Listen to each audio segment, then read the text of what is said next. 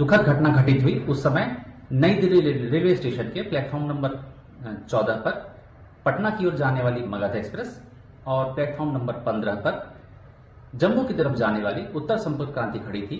इस दौरान foot overbridge से 14 नंबर और 15 नंबर प्लेटफॉर्म की तरफ आने वाली सीढ़ियों पर पैसेंजर के फिसल कर गिरने से उनके पीछे के कई यात्री इसकी चपेट में आ गए और यह दुखद घटना घटित हुई। इस हादसे की उच्च स्तरीय कमेटी द्वारा जांच की। नमस्कार साथियों, मन बहुत ही व्यथित है, दुखी है कल रात की नई दिल्ली रेलवे स्टेशन पर हुई घटना को लेकर। ऑफिशियल फिगर भले ही 18 का सामने आया है, लेकिन जिस तरीके का माहौल वहां पर था, जो वहां के लोगों ने बताया, निश्चित ही बहुत दुखद ये घटना हम सब के लिए है। इस दुख की घड़ी में हम उन परिवार वालों के साथ खड़े हैं जिन्होंने अपनी जान गंवाई। ये दुख और बढ़ गया जब मालूम हुआ कि कल सुबह से ही कुछ लोगों ने ये अफवाह फैलाई थी कि महाकुंभ मेले के लिए फ्री ट्रेन सेवा सरकार ने उपलब्ध कराई है। मुझे लगता है उसी के चलते इतनी भारी तादाद में लोग वहां पर पहुंचे। साथियों, कल रात को नई दिल्ली रेलवे स्टेशन पर जो भगदड़ मची, उसके विषय में मुझे लगता है सरकार की परत दर परत पोल खुलती चली जा रही। कल कई घंटों तक रेलवे प्रशासन, रेल मंत्री इस खबर को दबाने की साजिश रच रहे थे। लगातार ट्वीट पर ट्वीट कर रहे थे कि साहब भगदड़ नहीं है, भीड़ ज्यादा हो गई है। भीड़ क्यों ज्यादा हुई? भीड़ आपकी अव्यवस्था की वजह से ज्यादा हुई। अब जहां भीड़ हुई और अव्यवस्था है, जाहिर सी बात है वहां भगदड़ होगी। अब पता चल रहा है कि लगभग 15 मौतें हो चुकी हैं। कल रात को जब दिल्ली के उपराज्यपाल ने ट्वीट करके ये मौतों पर खेद व्यक्त किया तो उनसे ट्वीट एडिट कराया गया। इस सरकार को यह चिंता नहीं है कि इन मौतों को कैसे रोका जाए। इस सरकार की सबसे प्रमुख चिंता यह है कि इन मौतों की खबरों को कैसे रोका जाए। राजा के लिए अपनी छवि, निखरती हुई छवि दिखती रहनी चाहिए, लोग जाएं भाड़ में। इस तरह की मानसिकता लेकर जब कोई सरकार व्यवस्था करती है या उसकी जिम्मेदार बनती है, जाहिर सी बात है वो व्यवस्था नहीं कर पाएगी, क्योंकि उसकी नजरें मछली की आंख पर हैं कि मैं कैसे अच्छा दिखूं।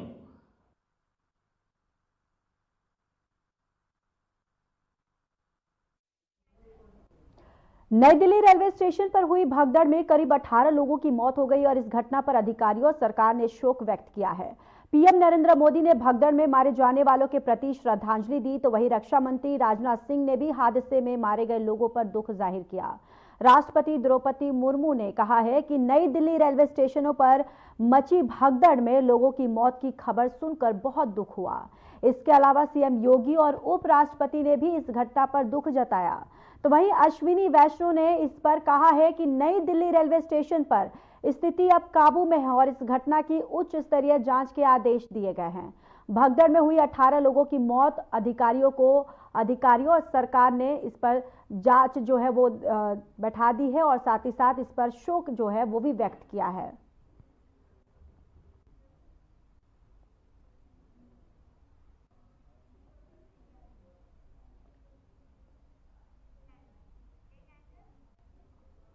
नई दिल्ली स्टेशन पर प्रयागराज महाकुंभ जाने के लिए यात्रियों की भीड़ की वजह से भगदड़ मच गई। भगदड़ में 10 महिलाओं और 3 बच्चों समेत 18 लोगों की मौत हुई है। पीएम मोदी, रक्षा मंत्री राजनाथ सिंह और दिल्ली के एलजी वीके सक्सेना ने हादसे पर दुख व्यक्त किया। भगदड़ में घायल हुए लोगों को लोकनायक जयप्रकाश नारायण अस्पताल में भर्ती करवाया गया। तो वहीं भीड़ को नियंत्रित करने के बाद स्पेशल ट्रेन चलाई गई। तो वहीं आपको ये भी बताते चले कि नई दिल्ली रेलवे स्टेशन पर मची भगदड़ में 18 लोगों की मौत के बाद अब इस हादसे की स्थिति पर चर्चा के लिए रेल मंत्री अश्विनी वैष्णव ने गृह मंत्री अमित शाह से मुलाकात की और बताया जा रहा है कि रेल मंत्री अधिकारियों के साथ उच्च स्तरीय बैठक कर सकते हैं। नई दिल्ली रेलवे स्टेशन पर भगदड़ और 14 महिलाओं समेत 18 लोगों की मौत हो गई है। अब देखिए, इसके बाद रेल मंत्री जो है उन्होंने गृह मंत्री से मुलाकात की है।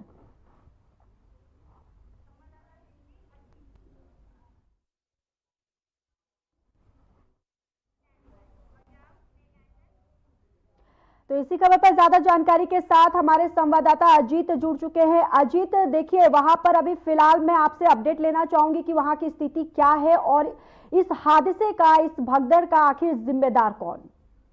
देखिए, बिल्कुल ज्योति बताना चाहूंगा, जिस तरीके से शनिवार की रात तकरीबन 9 बजे के आसपास नई दिल्ली रेलवे स्टेशन पर जो अचानक से भगदड़ हुई, उसमें हालांकि ये जरूर कहा जा सकता है कि जो सरकारी आंकड़ा है वो अभी 18 बताया गया है, लेकिन कहीं ना कहीं इसमें कोई दो राय नहीं कि 18 से जो है आंकड़ा वो सामने आ सकता है। अगर अभी मौजूदा स्थिति की बात करें तो फिलहाल की जो स्थिति है वो नियंत्रण में है, लेकिन तमाम जो बड़े स्तर के जो अधिकारी हैं, सुरक्षा एजेंसी है, वो स्थिति पर नजर बनाए रखी हुई है। और इतना ही नहीं, खुद रेल मंत्री अश्विनी वैष्णव जो है वो तमाम स्तर पर लगातार नजर बनाए रखे हैं और उच्च अधिकारी से लगातार संपर्क करके इन तमाम चीजों पर नजर बना रहे हैं, हर स्तर पर बात कर रहे हैं। निश्चित तौर पर कहा जा सकता है कि अभी तक क्या आखिरकार जो लापरवाही किसकी है, क्या कौन आखिरकार जिम्मेदार है, फिलहाल इसको लेकर के मंथन किया जा रहा है, हर स्तर पर प्रयास किया जा रहा है, लेकिन अभी तक कोई भी अधिकारी पूर्ण रूप से सामने इस बात को लेकर के बोलने को तैयार नहीं है। जी ज्योति।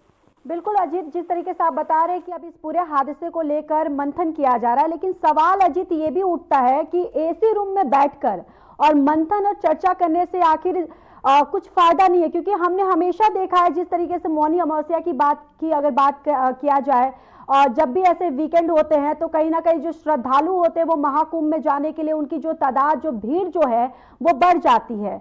तो कहीं ना कहीं ये सवाल भी अब उठता है कि यहाँ पर पूरी तरह से यहाँ जो रेलवे का फेलियर जो है वो सामने आया है और एसी रूम में बैठकर सिर्फ मंथन और चर्चा करने से कोई मतलब नहीं है।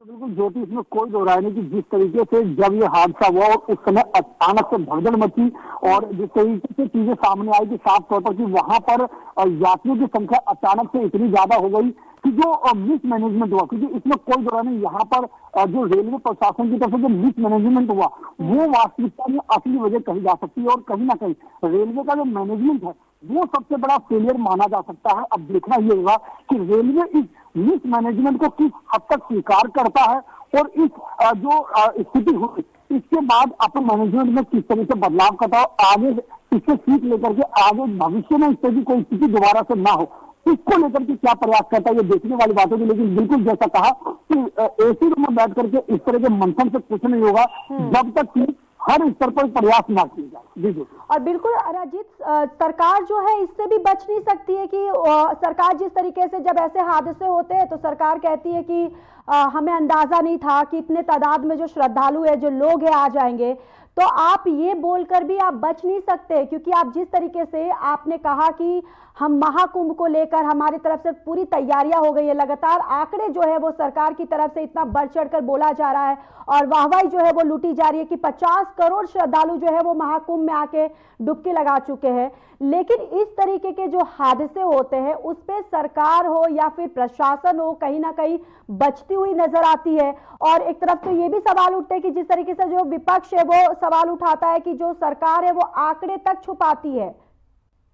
बिल्कुल, विपक्ष जिस तरीके से इसमें लगातार सवाल उठा रहा है, जैसा कि हमने भी कहा कि भले ही सरकारी आंकड़े अभी तक 18 मौतों का बताया जा रहा है, लेकिन निश्चित रूप से इसमें आंकड़े जो है वो और ज्यादा सामने आ सकते हैं, लेकिन अभी तक सरकार जो है वो इसको छुपाने में लगी है। अगर हम वही व्यवस्थाओं की बात करें तो जहां एक और जो सरकार है महाकुंभ के लिए स्पेशल ट्रेन तो निकालती है, लेकिन वहां पर मैनेजमेंट के लिए, वहां पर व्यवस्था के लिए किसी भी अधिकारी को या कर्मचारी को जिससे उस तरीके से तैनात न करना, वो साफ तौर पर दर्शाता है कि किस तरीके से रेलवे प्रशासन इस मैनेजमेंट को संभालने में फेलियर साबित हुआ और किस तरीके से जो उनकी जो टीम जो मिस मैनेजमेंट करने में रही। तो निश्चित तौर पर कहा जा सकता है कि जो आखिरकार जो जिम्मेदार है वो रेलवे प्रशासन जरूर कहा जा सकता है, लेकिन अब देखना ये होगा कि कौन इसको अपने जिम्मेदारी लेता है कि आखिरकार किसकी तरफ से जिम्मेदारी सामने आती है कि कौन इस पूरे हादसे के प्रति अपनी जिम्मेदारी निकाले। लेकिन सबसे बड़ी बात ये जरूर कही जा सकती है कि ऐसे हादसे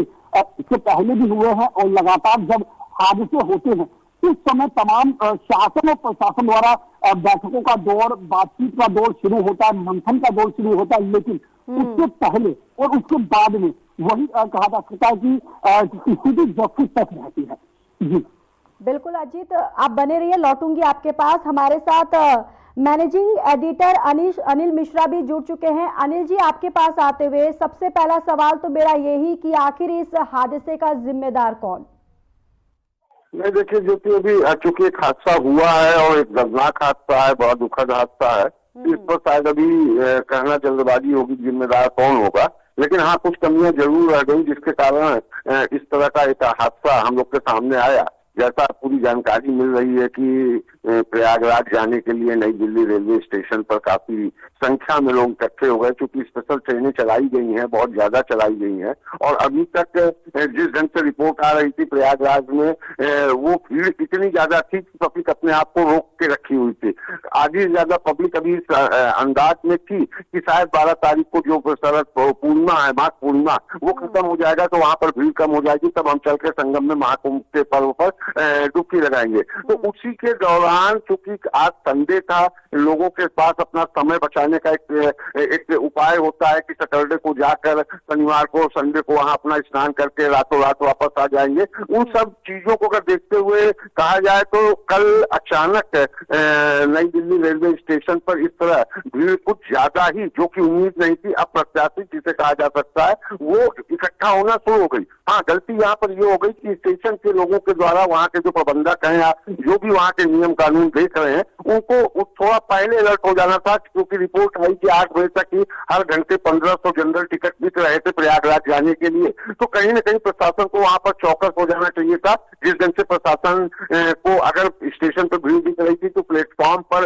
गैदरिंग जो इकट्ठा होती चली जा रही थी, उसको रोकने का जो प्रयास है उसमें जरूर चूक दिख रही है। और जो जानकारी मिली है तो वो ये है कि मगध एक्सप्रेस खड़ी हुई थी प्लेटफॉर्म 14 पर, उस पर जाने के लिए भीड़ बहुत ज्यादा थी। वो उस पर चढ़ने का प्रयास कर रही थी, क्योंकि पहले से फुल थी। तो उसके जाने के बाद जो 14, 15 और 13, 12 इस तरह की बाकी ट्रेनें, शिवगंगा, प्रयागराज और इन सबका नाम अनाउंसमेंट हुआ और उसमें ये बताया गया 14 पर ये ट्रेन जा रही है। तो पूरी की पूरी दूसरे प्लेटफॉर्म की पब्लिक दूसरे प्लेटफॉर्म पर जाने का जो प्रयास थी, तो अभी तक जो प्रत्यक्षदर्शियों के द्वारा बताया जा रहा है, वो उतरने की जो सीढ़ी थी, उस पर सीढ़ी चूंकि बहुत एक लिमिटेड एरिया होता है, उस पर भीड़ का दबाव इतना ज्यादा आया कि वहां पर एक कोई ऐसा CPRO का भी कहना है, प्रशासन का भी कहना है, एक दो लोग फिसल गए, जिससे वो उनके ऊपर फिर लगातार लोग फिसलते चले गए और एक पकड़ की स्थिति पैदा हो गई।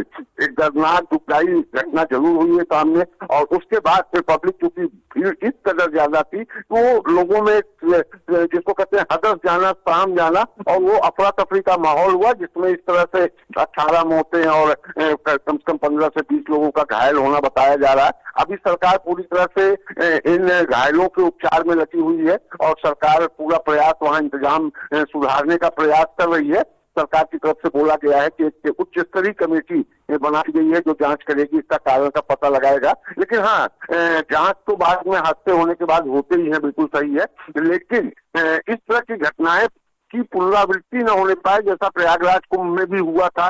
तो उसके बाद सरकार को कहीं न कहीं नई दिल्ली और खासकर इस तरह मुख्य स्टेशनों पे एक अलर्ट मोड पर रहना चाहिए, और खासकर जब भीड़ इकट्ठा हो तो वहां पर अपने आप को रोकने का एक प्रयास होना चाहिए। लेकिन एक दुखदायी घटना देखने को आ गई। सरकार को और पब्लिक को भी इसमें कुछ सबक लेने की जरूरत है कि किस तरह एक लिमिट के बाद भीड़ को से बचने का प्रयास करें, क्योंकि महिलाओं और बच्चों को लेकर और बुजुर्गों को लेकर जिस तरह पब्लिक इन भीड़ में, ऐसे ये पहला हादसा नहीं, ऐसे बहुत से कार्यक्रम होते हैं जहाँ पर, तो मुझे लगता है शायद उसमें बचना चाहिए। अभी चूंकि कार्रवाई चल रही है, हादसे का अब एक जांच का विषय है और इस पे जांच भी होनी चाहिए कि आखिर इसका जिम्मेदार कौन है। बहुत बहुत धन्यवाद हमारे साथ चर्चा में शामिल होने के लिए। हमारे साथ एलन राव, पूर्व DCP भी जुड़ चुके हैं। सर, आपका बहुत बहुत स्वागत है। और सबसे पहला सर, मेरा सवाल यही है कि जिस तरीके से कल रात को ये हादसा हुआ है, आखिर क्या यहाँ पर रेलवे की तरफ से ये बहुत बड़ा फेलियर नहीं है? ज्योति जी नमस्कार आपके सभी व्यूअर्स को। लेकिन ये जो इंसिडेंट हुआ है ये बहुत दुखद इंसिडेंट है, और ये तब हुआ है जब रिसेंटली जो प्रयागराज में ये भगदड़ की दुर्घटना होने के बावजूद हो सकता है कि यहाँ पर रेलवे पुलिस ने इससे सबक नहीं लिया हो। और अभी मैं दूसरे चैनल पे बात कर रहा था तो पता लगा था 2 वर्जन है। पहली दफा तो ये रेलवे डिपार्टमेंट को मान ही नहीं रहा था, भगदड़ हुई है, कहते कोई आदमी स्लिप हो गया और उसके पीछे पीछे और लोग स्लिप हो गए। ये एक्चुअल में घटना भगदड़ की है। भगदड़ क्यों हुई है उसकी वजह भी है कि या तो ट्रेन लेट आई या उनका प्लेटफॉर्म चेंज हुआ, ये सारी बातें हैं। और जितना ही भीड़ वहां पर थी, प्लेटफॉर्म की कैपेसिटी देखनी चाहिए, जितनी कैपेसिटी है उतना ही तो टिकट हो या उनकी एंट्री एग्जिट मॉनिटर करनी चाहिए। और इसका इंटेलिजेंस देने की पहले से पूर्वानुमान भी होना चाहिए पुलिस के पास, और उनके पास ये होना चाहिए कि कितने आदमी जा सकते हैं और वहां पर प्लेटफॉर्म पर जिससे ट्रेन जाएगी उसमें कितने का आदमी की कैपेसिटी है, कितनी भीड़ रहेगी, और कोई भी ऐसी अप्रिय घटना अगर हो जाए तो उसका तुरंत निवारण करने के लिए जिस प्रकार से ये हुई है, तो इसमें 18 आदमी मरने की बात बता रहे हैं, तो ये उनको कम से कम किया जा सकता था अगर उसको समय रहते वो करते, लेकिन फिर भी क्योंकि भीड़ है, और जैसे पूर्व प्रवक्ता बता रहे थे, पब्लिक को भी इसमें लेसन लेना चाहिए कि ऐसी भीड़ भाड़ से बचने के लिए कोशिश करें, क्योंकि ऐसी दुर्घटनाएं बहुत पहले हो चुकी है। ये अकेली एक दुर्घटना नहीं है, रेलवे स्टेशन पर भगदड़ की, और कई जगह भी पंडाल में, जैसे पीछे यूपी में एक पंडाल में स्वामी जी प्रवचन करे थे, वहां भगदड़ हुई, वहां बहुत से लोग मारे गए थे, और कई जगह पे ऐसी भगदड़ की बात हुई है। तो उनसे बचने के लिए जो सरकार को, और दूसरी बात यह है कि इंक्वायरी हर एक इंसिडेंट की होती है, इसमें भी जैसे हाई लेवल कमेटी की इंक्वायरी उन्होंने कर दी है, वो हाई लेवल की कमेटी की इंक्वायरी की रिपोर्ट क्या आएगी उसका कोई पालन करना चाहिए ना। पीछे भी तो ऐसी इंक्वायरी कमेटियां हुई है, उन्होंने जो डायरेक्शन दी थी, जो इंस्ट्रक्शन दी थी, उनको फॉलोअप किया नहीं किया, इस बात को भी देखना चाहिए। ऐसे हर इंसिडेंट होंगे, इंक्वायरी होगी, उसके बाद उस इंक्वायरी की रिपोर्ट दबा दी जाए, कोई फिर आगे फिर एक और इंसिडेंट की इंतजार किया जाए, ये सब चीजें है देखना चाहिए, क्योंकि मानव जीवन इतना इम्पोर्टेंट है कि इतने आदमी गए हैं, कितने एक आदमी के जाने के बाद उस परिवार के कितने आदमी पे इफेक्ट होता है, ये सब देखना चाहिए इस बात को। बिल्कुल सर, देखिए यहाँ तो ठीक कहा आपने कि जो लोग हैं, आम पब्लिक है, उनको भी एहतियात बरतना चाहिए, उनको भी सोचना चाहिए, लेकिन देखिए कहीं ना कहीं जिस तरीके से 1500 टिकटें दी जा रही हैं, टिकटें काटी जा रही हैं, और ये भी पता है कि जब भी ऐसे वीकेंड होते हैं, चाहे हम मौनी अमावस्या के दिन की बात करें, जो सबसे पहला इतना बड़ा हादसा हुआ वो भी वीकेंड का ही टाइम था, और ये भी वीकेंड का ही दिन था, क्योंकि अक्सर जो आम लोग हैं कहीं ना कहीं अपने वीकेंड के ही डेज में वो कोई ऐसी प्लानिंग करते, तो क्या उसको लेकर रेलवे की तरफ से, सरकार की तरफ से ऐसी व्यवस्था नहीं करनी चाहिए? क्या उनको पता नहीं था कि इतनी भीड़ जो है वो एकत्रित हो सकती है, और अचानक इस तरीके से स्पेशल ट्रेन चला देना बिना कुछ बताए, तो कहीं ना कहीं यहाँ पर बहुत बड़ी लापरवाही नहीं है? क्योंकि मैंने जैसे पहले बताया कि पहले वाले इंसिडेंट से सबक लेना चाहिए, और इसमें भी जैसे वीकेंड पर अगर भीड़ ज्यादा होती है, हर बार जैसे वीकेंड पे इतनी ज्यादा भीड़ होती है, तो ये हमारे देश की एक प्रवृत्ति है, और वास्तव में उनकी हमारे लोगों की भी गलती इसमें नहीं है। वीकेंड पर हमको टाइम मिलता है ऐसी जगह जाने के लिए, तो वो अपने वाकई वर्किंग डेज में ना करके, और वहाँ इसीलिए इकट्ठी ज्यादा होती है। तो ये भी बात को हमारे पुलिस को या जो भी प्रशासन को भी मालूम है, रेलवे विभाग को मालूम है कि इतनी भीड़ हो सकती है वहां पर, और उस भीड़ को प्रॉपरली उसको मॉनिटर करे, उस प्रॉपरली उस भीड़ के साथ में ऐसा हो कि सब काम स्मूथली हो, ऐसा प्रावधान किया जाना चाहिए था। और अगर ये नहीं हुआ तो मैं तो समझता हूँ कि इसमें कहीं ना कहीं लापरवाही है, ह्यूमन इंटेलिजेंस की फेलियर है, और ह्यूमन एक्शन की फेलियर नहीं लगती है। बट फिर भी जो ध्यान देने उन सब के लिए संवेदना है, और आगे ऐसी बात ना हो, इस बात का सरकार को जरूर ध्यान देना चाहिए। बहुत से केसेस पीछे हुए हैं, आगे घटना ना हो, इस पर पूरी तरह से सरकार को संज्ञान लेना चाहिए, और जो व्यवस्था है उसमें भी सुदृढ़ करना चाहिए, सही करना चाहिए, ठीक करना चाहिए, कि अगली बार ऐसी हादसा जो हो कि वो ना हो। बहुत बहुत धन्यवाद हमारे साथ इस चर्चा में शामिल होने के लिए। अब अजीत, आपके पास आते हुए, देखिए अब इस पूरे मामले पर सियासत जो है वो भी बहुत तेज हो चुकी है। यहाँ पर बीजेपी कांग्रेस जो है वो आरोप प्रत्यारोप लगा रही है एक दूसरे पर। बीजेपी कह रही है कि जो कांग्रेस है वो इस तरीके के हादसे को लेकर सियासी रोटियां जो है वो सेक रही है, तो वहीं कांग्रेस ये कह रही है कि लगातार जब ऐसे हादसे होते हैं तो बीजेपी आंकड़ों को छुपाती है। क्या इस तरीके के इतने संवेदनशील मुद्दे पर, इस तरीके के हादसे पर ये राजनीति होना कितना सही है?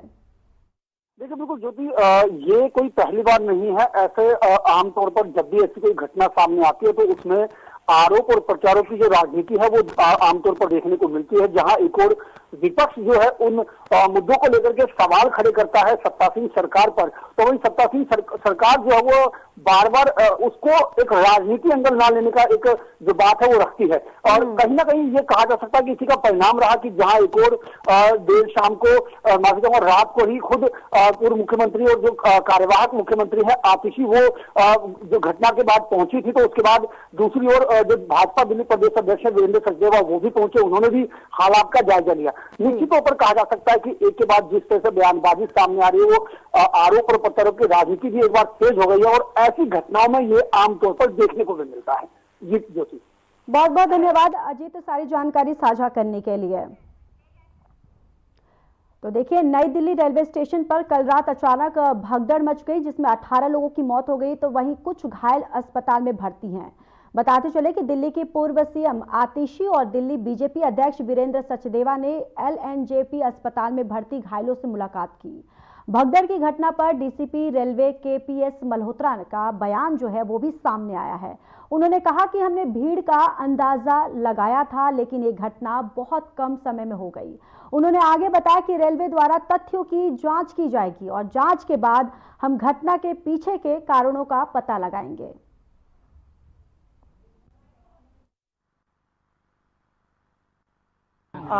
तकरीबन उतने ही इंजर्ड लोग यहाँ पे मौजूद हैं। बहुत ही दुखद घटना है और जो लोग गुजर गए हैं उनके मतलब कोई भरपाई तो नहीं कर सकता है, पर जो भी संभव मदद हो। हमारे दोनों विधायक यहाँ पे एरिया के, चांदनी चौक के विधायक पुनर्दीप सानी जी, हमारे आले इकबाल जी, दोनों यहाँ पर मौजूद हैं। हमने हॉस्पिटल के प्रशासन को भी कहा है कि जो कुछ भी मदद चाहिए हो वो तो सारी देखरेख कर ही रहे हैं, पर परिवारों को अगर कुछ भी मदद चाहिए हो तो हमारे दोनों विधायक यहाँ पे मौजूद रहेंगे। अगर किसी परिवार को अंतिम संस्कार करने के लिए मदद चाहिए हो, किसी भी परिवार के सदस्य को रीच आउट करना हो, उन्हें लाना हो, ले जाना हो, खाने पीने की कोई भी व्यवस्था करनी हो, 2 लोगों को छोड़ के सबकी पहचान हो गई है। कितनी महिला, कितने बच्चे हैं, कितने महिला, वो इन्फॉर्मेशन आपको हॉस्पिटल प्रोवाइड कर देगा।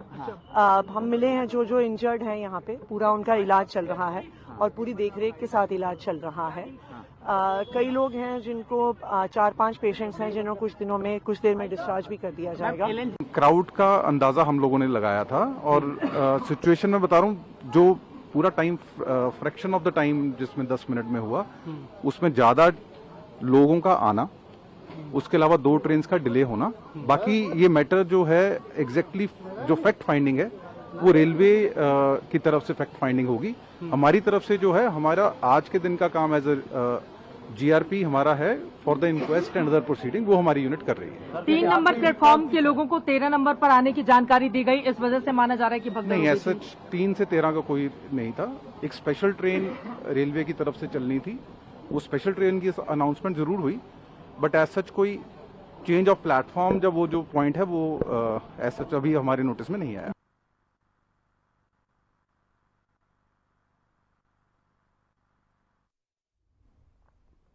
महाकुंभ का आज 35वां दिन है और 1 करोड़ से ज्यादा श्रद्धालुओं ने पवित्र स्नान किया है और अब तक 50 करोड़ से अधिक लोगों ने संगम में स्नान किया है। तो वहीं अब भी श्रद्धालुओं और स्नानार्थियों का सैलाब जो है वो संगम तट पर उमड़ रहा है। और आपको ये भी बताते चले कि आज राज्यपाल आनंदीबेन पटेल भी संगम में डुबकी लगाएंगी।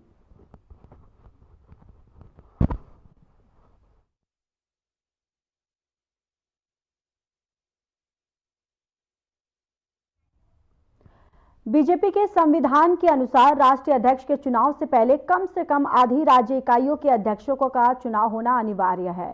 इसके अलावा प्रदेश अध्यक्षों के चुनाव से पहले जिला अध्यक्षों का चयन भी जरूरी है। हालांकि कई राज्यों में अभी तक जिला अध्यक्षों का चुनाव नहीं हुआ है, जिससे पार्टी के चुनाव और जो चुनावी प्रक्रिया में अनिश्चितता बनी हुई है और इस स्थिति को लेकर पार्टी के भीतर चर्चा जो है वो तेज हो गई है और पार्टी नेतृत्व से समाधान की उम्मीद जताई